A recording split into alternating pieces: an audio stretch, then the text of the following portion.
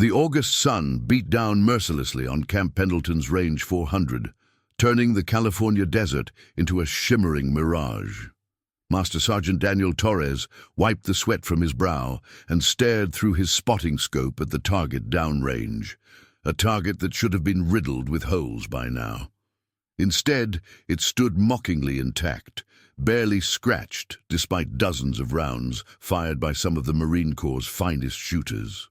"That's another miss, Corporal Hayes," Daniel announced, his voice tight with frustration. He'd been running this elite sniper qualification course for 8 years, and nothing, absolutely nothing, had prepared him for this week. Corporal Michael Hayes lowered his rifle, a state-of-the-art M40A6, and shook his head in disbelief.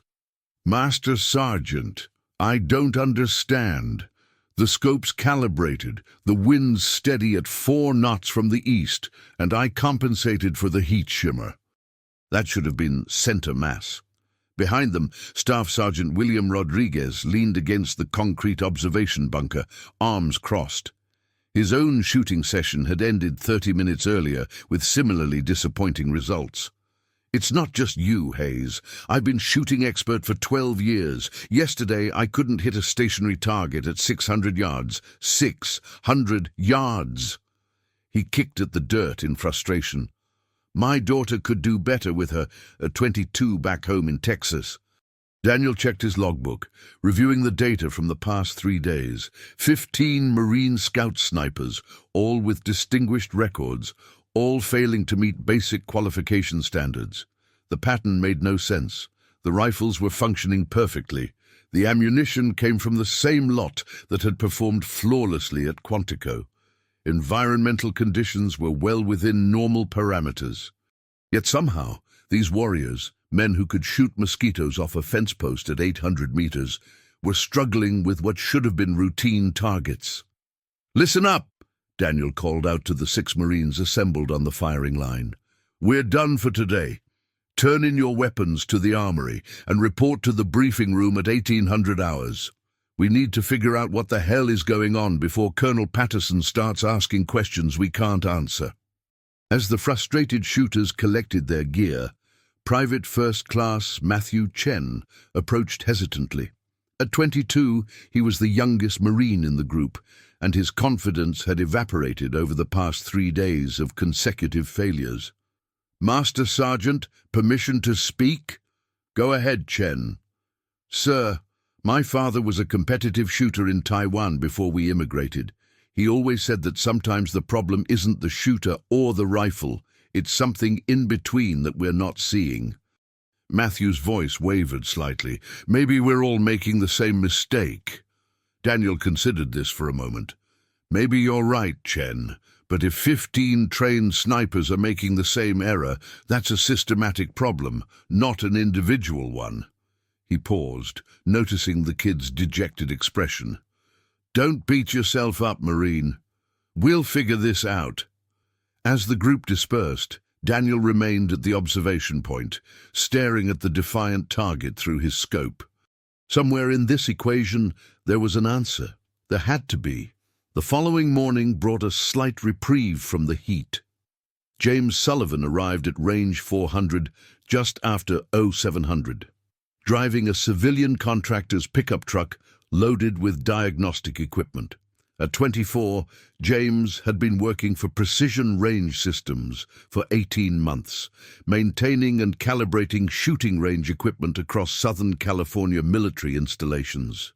It wasn't glamorous work, but it paid well and kept him close to home, closer to his mother in San Diego and the memories of his grandfather's ranch in rural Wyoming. Daniel met him at the range entrance, exhaustion evident in his eyes. "You must be Sullivan. Thanks for coming on short notice." "No problem, Master Sergeant," James replied, shaking his hand. His grip was firm but not aggressive, his demeanor respectful but not military. He wore faded jeans, work boots, and a Precision Range Systems polo shirt that had seen better days. "Your CO said you're having accuracy issues with no apparent cause. That usually means electronic targeting system glitches or scope mounting problems." "We've checked everything twice," Daniel said, walking him toward the firing positions. "Fresh scopes, torque-checked mounts, tested every rifle. The weapons are perfect. The shooters are some of the best in the Corps. But something's causing consistent misses." James set down his equipment case and surveyed the range. It stretched out across the desert landscape, with target berms at various distances marked by fading white paint. The morning light created long shadows across the terrain, and a gentle breeze carried the smell of sage and gun oil. He noticed the heat waves already beginning to shimmer in the distance. "Mind if I watch a few shooting sessions?" James asked. "Sometimes I can spot issues just by observing." For the next 2 hours, James observed as Michael Hayes, William Rodriguez, and 4 other Marines took their positions and fired. He watched their breathing, their trigger control, their follow-through. Everything looked textbook perfect, yet the results remained maddeningly inconsistent. Rounds that should have grouped tightly at center mass scattered across the target face or missed entirely. During a break, James knelt beside one of the shooting positions, examining the concrete pad and the surrounding ground. He picked up spent brass casings, held them up to the light, and ran his fingers along their edges. "Find something?" Daniel asked, approaching with bottles of water. "Maybe," James said slowly. "Master Sergeant, what time of day have most of your qualification shoots been happening?" "Between 0900 and 1500 standard operating hours. Why?" James stood up and pointed at the target downrange. "The heat shimmer. It's creating a refractive displacement that's throwing off your shooter's aim, but it's not consistent. It pulses with the air currents. Your Marines are compensating for what they see through the scope, but what they're seeing isn't exactly where the target actually is." William, overhearing this conversation, stepped closer. "With all due respect, Sullivan, we trained for heat shimmer. We know how to compensate for atmospheric distortion." "I'm sure you do," James replied, "but this is different. The way the range is oriented, combined with the specific time of day and these concrete pads heating up, it's creating an optical distortion pattern that's—" He paused, searching for the right words. "It's like trying to shoot at a fish underwater. You think you're aiming right at it, but the refraction means you need to aim somewhere else." Daniel frowned. "So what do we do?" "We can't exactly change the time of day for qualifications." James looked at the rifle propped against the bench, then at the target downrange. A memory flickered through his mind, his grandfather's voice on a hot summer afternoon in Wyoming, teaching a gangly 12-year-old how to hunt antelope. "Jamie, don't trust what you see when the heat's dancing. Trust what you feel. The bullet knows where to go if you let it." "Master Sergeant," James said carefully, "would you mind if I tried a shot? I might be able to demonstrate what I'm talking about." The request hung in the air for a long moment. Daniel exchanged glances with William, who raised an eyebrow skeptically. Around them, other Marines paused their equipment checks, suddenly interested in this civilian contractor who apparently thought he could succeed where they'd failed. Michael Hayes actually laughed, not cruelly, but with genuine disbelief. "No offense, Sullivan, but these are precision weapon systems requiring years of training. This isn't like plinking cans off a fence." "I know," James said quietly. "My grandfather taught me to shoot when I was a kid. Different circumstances, different purposes. But maybe that's exactly why it might help." Daniel studied the young man's face. There was no arrogance there, no bravado, just quiet confidence mixed with genuine respect for the situation. After 8 years of supervising range operations, Daniel had learned to trust his instincts about people. "Hayes, set up a rifle for Mr. Sullivan, standard M40A6 configuration." He turned to James. "You get 1 magazine, 5 rounds. Show us what you've got." James approached the firing line with a mixture of confidence and nervousness. It had been 3 years since he'd fired anything more powerful than his grandfather's old 30-06, and never in front of an audience of elite military marksmen. The M40A6 felt heavier than he expected when Michael handed it to him, its weight distributed differently than the hunting rifles he'd grown up with. "Safety's here, bolts here, scope's already zeroed at 600 yards, Michael explained, his tone professional but tinged with skepticism. "You'll be firing from the prone position at target Echo 3. 5 rounds. Do your best." James nodded, checking the weapon with practiced familiarity despite its unfamiliarity. He could feel the eyes of every Marine on the range watching him, could hear the barely suppressed snickers from a few of the younger guys. He didn't blame them. From their perspective, this was absurd, like asking a flight attendant to land a fighter jet. He settled into the prone position, but not the way they expected. His left leg was bent slightly more than standard doctrine, his right shoulder positioned lower, his head tilted at an unconventional angle. It looked almost casual, the way someone might lie down to watch clouds. "Sullivan, your position's off," William called out. "You need to—" "Let him shoot," Daniel interrupted quietly. James pressed his cheek against the stock and peered through the scope. The target shimmered in the distance, its edges wavering like a desert mirage. He could see what the Marines had been fighting. The heat distortion created a pulsing, unpredictable displacement that would drive any trained shooter crazy trying to compensate mathematically.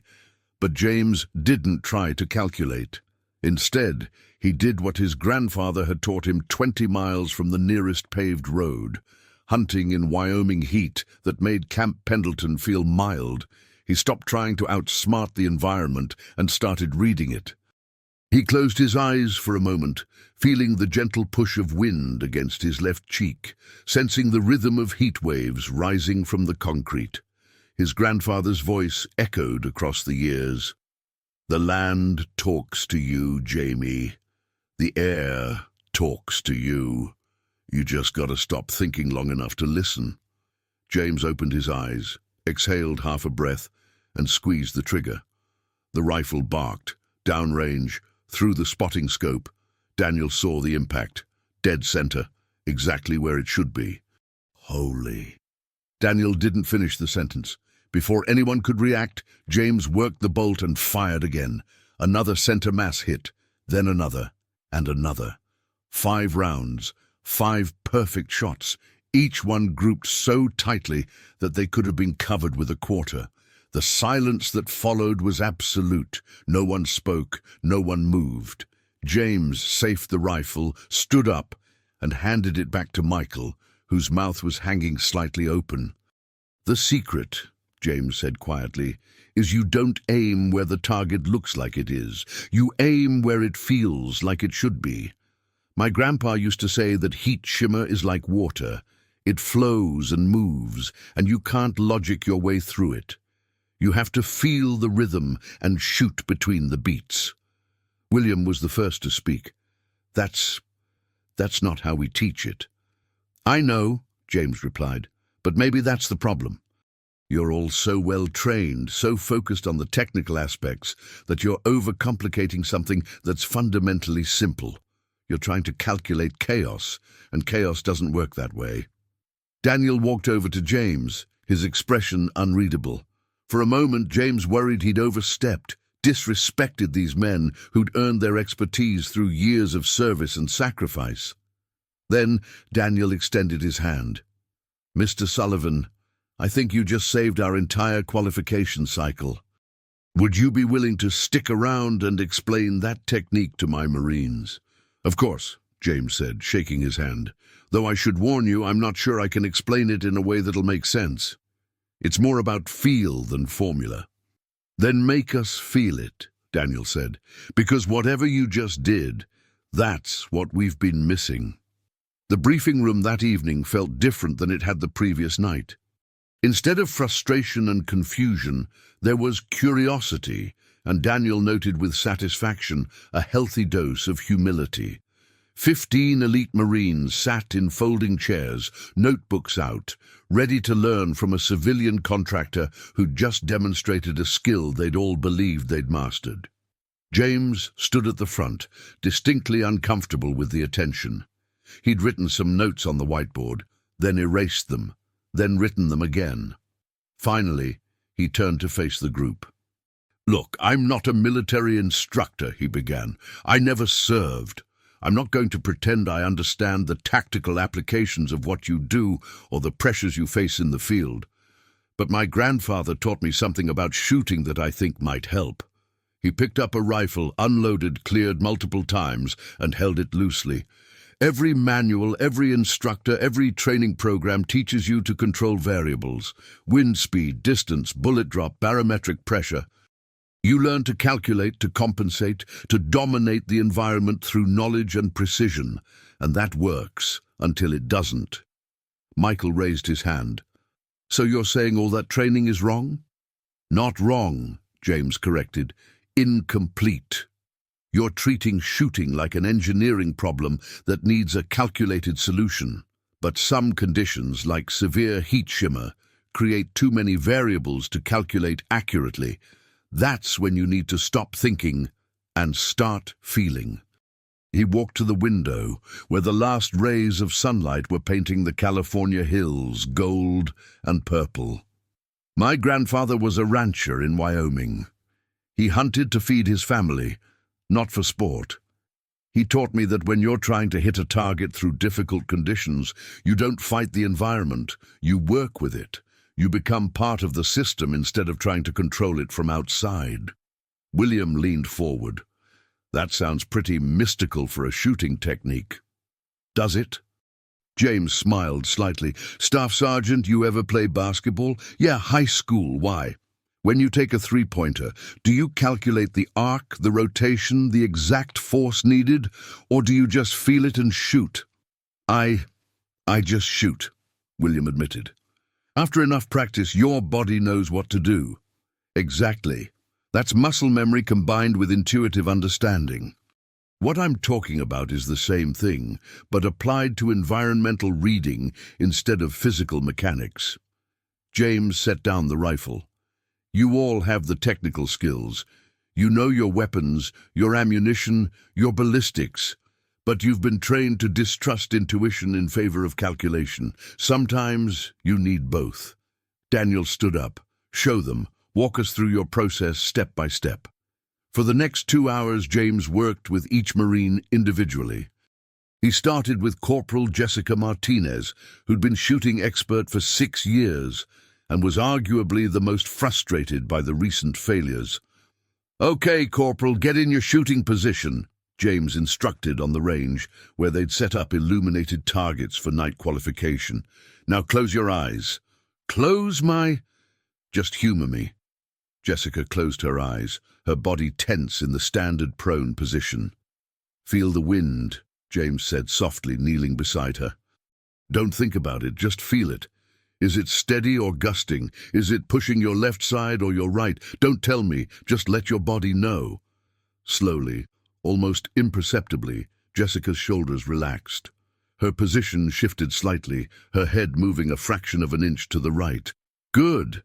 Now feel the heat rising from the ground. It's not uniform. There are pulses, rhythms. Can you sense them?" "I think so," Jessica murmured. "It's like waves." "Perfect.